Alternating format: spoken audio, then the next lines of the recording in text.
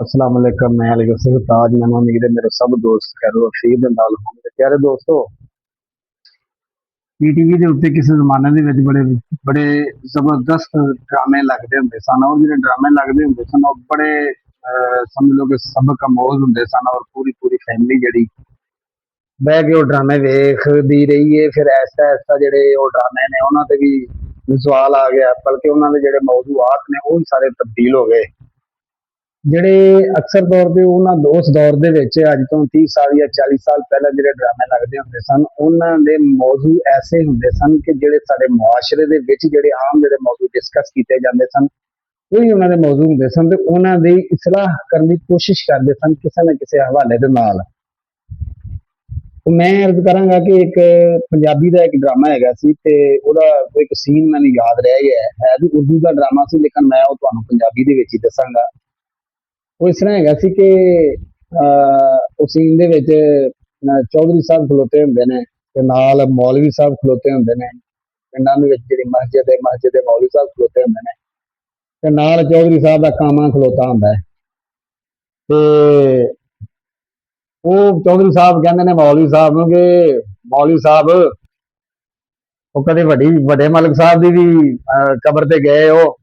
ਤੇ ਮੌਲਵੀ ਸਾਹਿਬ ਕਹਿੰਦੇ ਨੇ ਕਿ ਜਨਾਬ ਮੈਂ ਤਾਂ ਹਲੇ ਕੱਲ ਗਿਆ ਵਾਂ ਤੇ ਪੂਰਾ ਪਾਈਆ ਸਵਾਰਾ ਪੜ ਕੇ ਆਇਆ ਵਾਂ ਤੇ ਉਹਨਾਂ ਨੂੰ ਸਵਾਬ ਬਖਸ਼ਿਆ। ਨਾਲ ਹੀ ਪਿੱਛੇ ਉਹ ਕਾਮਾ ਖਲੋਤਾ ਹੁੰਦਾ ਹੈ।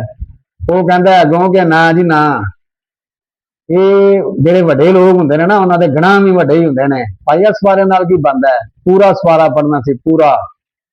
ਯਾਨੀ ਕਿ ਇਸ ਗੱਲ ਦੇ ਵਿੱਚ ਵੀ ਇੱਕ ਸਬਕ ਹੈ ਕਿ ਜਿਹੜਾ ਬੰਦਾ ਜਿੱਦੇ ਵੱਡੇ ਅਹੁਦੇ ਦੇ ਉੱਤੇ ਬੈਠਾ ਹੁੰਦਾ ਹੈ ਉਹਨੂੰ ਉਹਨਾਂ ਹੀ ਜਿਹੜਾ ਪੈਰ ਹੈ ਆਪਣਾ ਫੂਕ ਕੇ ਰੱਖਣਾ ਚਾਹੀਦਾ। ਉਹਦਾ ਇੱਕ ਜਿਹੜਾ ਫੈਸਲਾ ਹੈ ਉਹ ਬਹੁਤ ਵੱਡਾ ਨੁਕਸਾਨ ਵੀ ਪਹੁੰਚਾ ਸਕਦਾ ਹੈ, ਔਰ ਇੱਕ ਜਿਹੜਾ ਚੰਗਾ ਫੈਸਲਾ ਹੈ ਯਾਨੀ ਕਿ ਜਿਵੇਂ ਉਹ ਅਗਰ ਬੁਰਾ ਫੈਸਲਾ ਕਰੇਗਾ, ਜਿਵੇਂ ਮਿਸਾਲ ਦੇ ਤੌਰ ਤੇ ਕੋਈ ਐਸਾ ਬੰਦਾ ਹੈ ਜਿਹੜਾ ਪੂਰੇ ਮੁਲਕ ਦਾ ਚੀਫ ਐਗਜ਼ੈਕਟਿਵ ਹੈ ਜਾਂ ਕਿਸੇ ਅਦਾਰੇ ਦਾ ਚੀਫ ਐਗਜ਼ੈਕਟਿਵ ਹੈ, ਉਹ ਅਗਰ ਕੋਈ ਬੁਰਾ ਫੈਸਲਾ ਕਰੇਗਾ ਤੇ ਪੂਰੇ ਅਦਾਰੇ ਦਾ ਸਤਿਆਨਾਸ਼ ਹੋ ਜਾਏਗਾ। ਇਸੇ ਤਰ੍ਹਾਂ ਹੀ ਅਗਰ ਕਿਸੇ ਮੁਲਕ ਦਾ ਸਰਬਰਾਹ ਹੈ, ਦੁਨੀਆ ਦੇ ਵਿੱਚ ਕਿਸੇ ਵੀ ਮੁਲਕ ਦਾ ਸਰਬਰਾਹ ਹੈ, ਉਹਦਾ ਅਗਰ ਕੋਈ ਵੀ ਬੁਰਾ ਫੈਸਲਾ ਕਰੇਗਾ ਤੇ ਉਹ ਪੂਰਾ ਮੁਲਕ ਮੁਤਾਸਰ ਹੋਏਗਾ। ਔਰ ਕਈ ਜਿਹੜੇ ਦੁਨੀਆ ਦੇ ਵਿੱਚ ਜਿਹੜੇ ਮੁਲਕ ਨੇ ਉਹ ਤਾਕਤਵਰ ਮੁਲਕ ਨੇ ਔਰ ਆਪਣਾ ਆਰਡਰ ਚਲਾਉਣਾ ਚਾਹੁੰਦੇ ਨੇ, ਉਹਨਾਂ ਦਾ ਜੇ ਕੋਈ ਸਰਬਰਾਹ ਹੋਏਗਾ, ਅਗਰ ਕੋਈ ਉਹਦਾ ਗਲਤ ਫੈਸਲਾ ਹੋਏਗਾ ਤੇ ਉਹਦੀ ਜਿਹੜੀ ਸਜ਼ਾ ਹੈ ਨਾ ਉਹਨੂੰ ਤੇ ਭੁਗਤਣੀ ਹੀ ਪਏਗੀ, ਜਿਹੜੀ ਪਏਗੀ ਉਹਦੇ ਨਾਲ ਨਾਲ ਪੂਰੀ ਦੁਨੀਆ ਨੂੰ ਭੁਗਤਣੀ ਪਏਗੀ।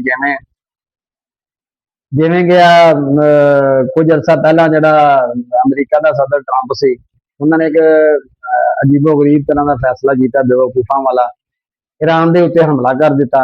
ਔਰ ਈਰਾਨ ਨੇ ਵੀ ਜਨਾਬ ਬਗਰ ਠੋਕ ਕੇ ਜਵਾਬ ਉਹਦਾ ਦਿੱਤਾ। ਉਹਨੇ ਆਖਿਆ ਕਿ ਲੰਘਣਾ ਕਿੱਥੋਂ ਦੇ। ਅਸੀਂ ਦੁਨੀਆ ਦੇ ਜਿੰਨੇ ਮਮਾਲਕ ਨੇ ਇਹ ਸਾਰੇ ਇੱਕ ਦੂਸਰੇ ਦੇ ਨਾਲ ਮੁਨਸਲਿਕ ਹੁੰਦੇ ਨੇ। ਇਸੇ ਤਰ੍ਹਾਂ ਹੀ ਜਿਵੇਂ ਆਲਮੀ ਦੁਨੀਆ ਦੇ ਜਿਹੜੇ ਮੁਲਕ ਨੇ ਇੱਕ ਦੂਸਰੇ ਦੇ ਨਾਲ ਮੁਨਸਲਿਕ ਹੁੰਦੇ ਨੇ, ਇਸੇ ਤਰ੍ਹਾਂ ਹੀ ਕੋਈ ਵੀ ਮੁਲਕ ਹੋਵੇ, ਮਿਸਾਲ ਦੇ ਤੌਰ ਤੇ ਸਾਡਾ ਮੁਲਕ ਹੈ ਨਾ, ਸਾਡਾ ਕੋਈ ਉਹ ਭਾਵੇਂ ਕੋਈ ਮਜ਼ਦੂਰ ਹੈ, ਚਾਹੇ ਕੋਈ ਗਵਰਨਮੈਂਟ ਮੁਲਾਜ਼ਮ ਹੈ, ਚਾਹੇ ਕਿਸੇ ਕੋਈ ਬੈਂਕ ਦਾ ਮੁਲਾਜ਼ਮ ਹੈ, ਅਸੀਂ ਸਾਰੇ ਲੋਕ ਇੱਕ ਦੂਸਰੇ ਦੇ ਨਾਲ ਮੁਨਸਲਿਕ ਹਾਂ। ਅਗਰ ਕੋਈ ਸਰਕਾਰੀ ਅਫਸਰ ਹੈ ਤੇ ਉਹ ਵੀ ਸਾਡੇ ਵਿੱਚੋਂ ਹੀ ਉੱਠ ਕੇ ਉੱਤੇ ਗਿਆ ਹੈ ਔਰ ਉੱਤੇ ਜਾ ਕੇ ਉਹ ਸਾਡੇ ਨਾਲ ਹੀ ਹਮੇਸ਼ਾ ਉਹਨੇ ਮੁਨਸਲਿਕ ਰਹਿਣਾ ਹੁੰਦਾ ਹੈ, ਕਿਉਂਕਿ ਸਾਡੇ ਨਾਲ ਮੁਤਲਕਾ ਹੀ ਜੁੜੇ ਜਿਹੜੇ ਮਸਲੇ ਹੁੰਦੇ ਨੇ ਉਹ ਉਹਨਾਂ ਨੇ ਮਸਲੇ ਹੱਲ ਕਰਨੇ ਹੁੰਦੇ ਨੇ।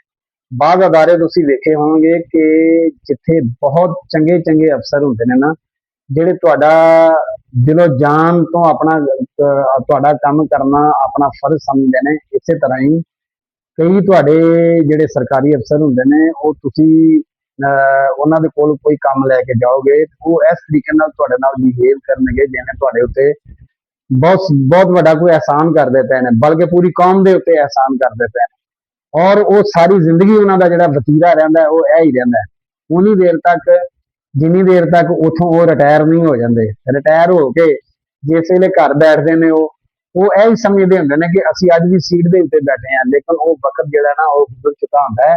ਵਕਤ ਗੁਜ਼ਰਦਾ ਫਿਰ ਇਸ ਨਹਿਜ ਤੱਕ ਪਹੁੰਚ ਜਾਂਦਾ ਹੈ।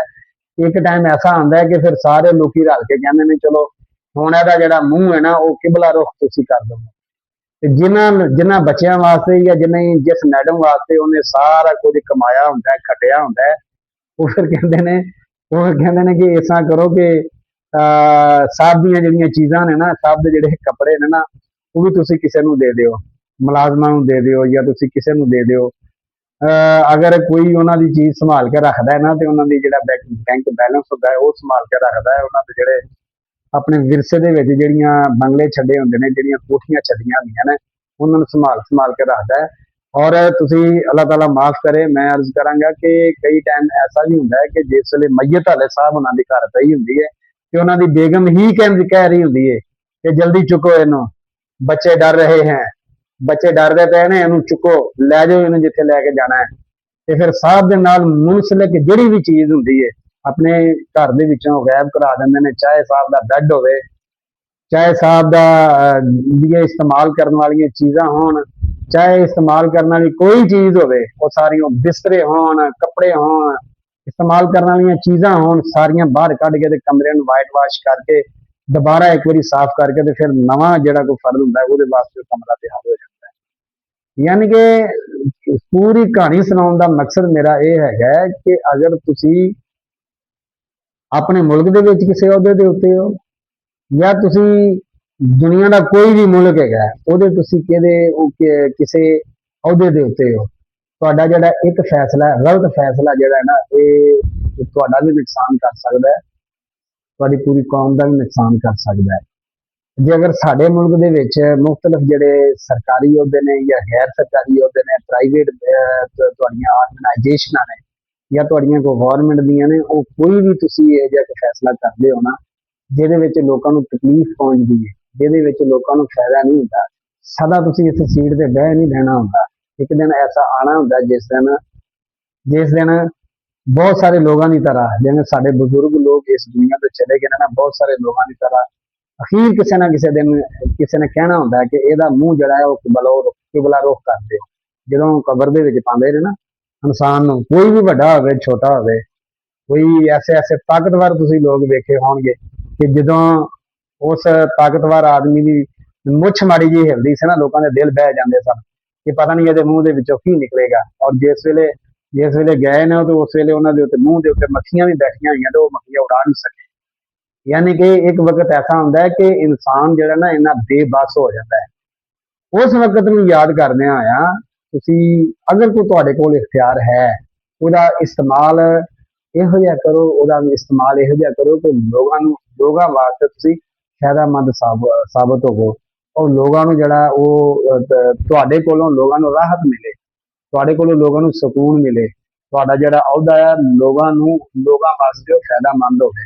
ਅੱਲਾਹ ਪਾਕ ਦੀ ਜਿਹੜੀ ਮਖਲੂਕ ਹੈ ਉਹ ਜਿਸ ਵੇਲੇ ਤੁਹਾਡੇ ਕੋਲੋਂ ਫਾਇਦਾ ਉਠਾਏਗੀ ਨਾ, ਤੇ ਫਿਰ ਤੁਹਾਡੇ ਵਾਸਤੇ ਉਹ ਦੁਆ ਵੀ ਕਰੇਗੀ।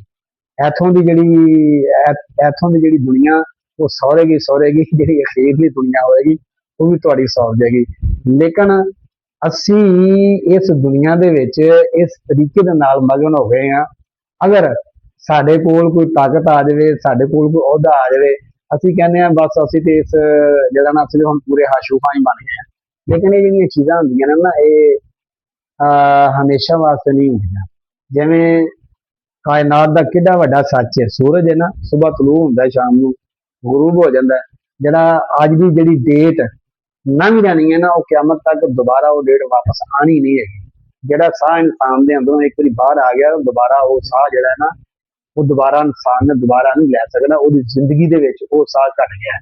ਸੋ ਐਵੇਂ ਇੱਕ ਦੋ ਚੀਜ਼ਾਂ ਮੇਰੇ ਜ਼ਿਹਨ ਦੇ ਵਿੱਚ ਆਈਆਂ ਸਨ, ਮੈਂ ਕਿਹਾ ਆਪਣੇ ਦੋਸਤਾਂ ਦੇ ਨਾਲ ਸ਼ੇਅਰ ਕਰਾਂ। ਉਮੀਦ ਹੈ ਤੁਹਾਨੂੰ ਗੱਲਬਾਤ ਜਿਹੜੀ ਹੈ ਉਹ ਪਸੰਦ ਆਈ ਹੋਏਗੀ, ਔਰ ਕੋਸ਼ਿਸ਼ ਕਰੋ ਕਿ ਆਪਣੇ ਜਿਹੜੇ ਰਾਏ ਆ ਕਮੈਂਟਸ ਦੀ ਸੂਰਤ ਵਿੱਚ ਆਪਣੀ ਰਾਏ ਦਾ ਇਜ਼ਹਾਰ ਜ਼ਰੂਰ ਕਰਿਆ ਕਰੋ। ਪੰਜਾਬੀ ਜ਼ੁਬਾਨ ਦਾ ਚੈਨਲ ਹੈ, ਛੋਟਾ ਜਿਹਾ ਚੈਨਲ ਹੈ, ਤੁਹਾਡਾ ਲਾਇਕ, ਤੁਹਾਡਾ ਸ਼ੇਅਰ, ਤੁਹਾਡਾ ਸਬਸਕ੍ਰਾਈਬ ਕਰਨਾ ਮੇਰੇ ਵਾਸਤੇ ਬਸ ਮਸਰਤ ਹੋਏਗਾ। ਅਲੀ ਅਸਗਰ ਤਾਲਿਮ ਇਜਾਜ਼ਤ ਦਿਓ, ਨਵੇਂ ਵਲੌਗ ਦੇ ਨਾਲ ਮੈਂ ਦੁਬਾਰਾ ਤੁਹਾਡੀ ਖਿਦਮਤ ਹਾਜ਼ਰ ਹੋਵਾਂਗਾ। अस्सलाम वालेकुम।